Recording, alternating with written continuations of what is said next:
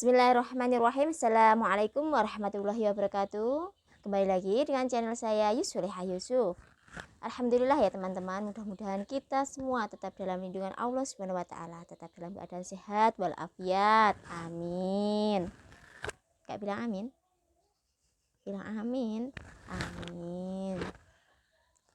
Baiklah teman-teman, untuk teman-teman yang baru gabung bisa minta tolong like-nya, subscribe-nya ataupun komen-komennya, kasih masukan ke saya ya teman-teman ya, sehingga saya bisa lebih baik insya Allah untuk kedepannya. Dan untuk kali ini saya akan berbagi kisah teman-teman. Ini kisah nyata ya teman-teman ya, kisah nyata tentang seorang kakek dan seorang pencuri pepaya. Ini kisahnya adalah seorang kakek dan nenek ini, dia itu hidup sederhana di sebuah pedesaan. Dia mempunyai sebuah pohon pepaya yang ada buahnya. Pepaya ini udah mateng-mateng, kakeknya seneng ya kan. Si kakek ini seneng, wah pepaya saya mateng nih, besok mau saya petik, kata kakeknya. Setelah menjelang malam, kemudian pagi, kemudian ternyata pepayanya hilang satu. Jadi tinggal berapa pepayanya? Tinggal 4. Pepayanya 2. Terus hilang 1. Berarti tinggal berapa? Tinggal 1. Iya, kok tinggal 4. Akhirnya pepayanya cuma tinggal 1. Si kakek kemudian sedih, neneknya heran. Masa cuma gara-gara pepaya kakek sesedih itu, kata neneknya begitu. Akhirnya kakeknya bilang sama neneknya, bukan karena pepayanya nek yang saya sedihkan, tapi saya itu sedih sama pencurinya. Bagaimana mengambilnya, pasti dia ngumpet-ngumpet, takut ketahuan orang, masih belum memanjatnya. Kasihan sekali pencuri itu, kata si kakeknya. Akhirnya kakek bilang sama nenek, saya mau pinjam tangga ke tetangga ya nek, saya taruh ke pepaya, barangkali besok pencurinya kembali lagi untuk mengambil buah pepaya yang masih sisa. Akhirnya si kakek pinjam tangga ke tetangganya. Ditaruh di pohon pepaya yang masih 1.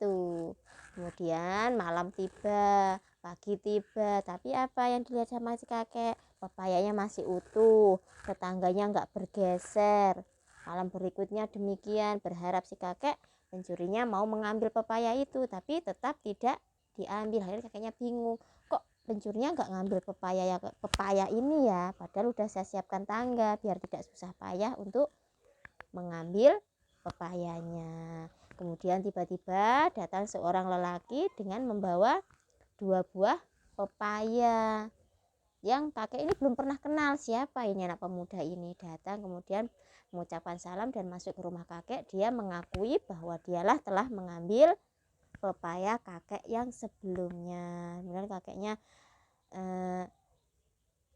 karena punya niat baik, akhirnya pemuda ini berhenti untuk mencuri. Dia tahu niat kakek ini mengasih tangga itu untuk dia agar tidak susah payah untuk memanjat. Tapi si pencuri ini malah justru menjadi baik dan menghadiahkan kakek pepaya 2. Yang dicurinya kan cuma 1, tapi dia membawakan pepayanya 2 sama kakek, dikasihkan, menggantikan yang telah pepaya yang dicuri oleh pencuri tadi. Makanya jadi orang harus jadi orang yang baik, tidak boleh suuzon, tidak boleh marah-marah, harus ikhlas. Karena apa? Semua rezeki sudah diatur. Kalau kakek mau mengambil pepaya itu dan ternyata pepayanya hilang, berarti bukan rezeki kakek, tapi rezekinya siapa? Pencuri, ya kan? Tapi pencurinya menjadi baik karena apa? Karena kakeknya baik, udah ngasih pinjem tangga supaya mengambil pepayanya lagi dengan tidak usah susah payah, tapi justru menjadikan sang pencuri menjadi baik dan mengembalikan pepayanya dengan 2 buah. Makanya dia mah juga harus jadi anak yang baik ya. Demikian ya teman-teman ya. Jadi kisah ini adalah kisah seorang kakek yang mempunyai hati yang baik, ikhlas, dan dia tahu takdir ya. Dia salah satu hamba yang sangat ikhlas. Karena apa? Pepaya yang sudah ia ingin petik ternyata tiba-tiba hilang, dia tidak marah, dia ikhlas. Oh, ternyata bukan rezeki saya, tapi kasihan sekali pencuri ini. Demikian kata si kakek. Mudah-mudahan kita semua termasuk salah satu hamba-hamba Allah yang memiliki sifat ikhlas demikian ya teman-teman ya. Siapa tahu dengan ikhlasnya kita bisa menjadi ladang pahala kita buat orang lain ya. Siapa tahu, kita kan nggak pernah tahu ya teman-teman ya. Demikianlah cerita yang sangat singkat ini saya sampaikan, karena ini dielmanya masih panas. Mama mau nemenin di Helma yang masih panas. Di Helmanya gondongan ini masih sakit dikit apa enggak? Sakit dikit, sakit dikit.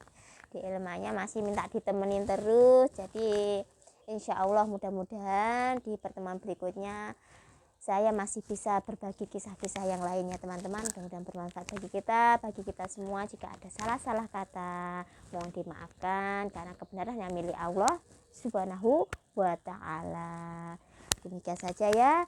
Jazakumullah khair. Wassalamualaikum warahmatullahi wabarakatuh. Dadah. Dadah teman-teman.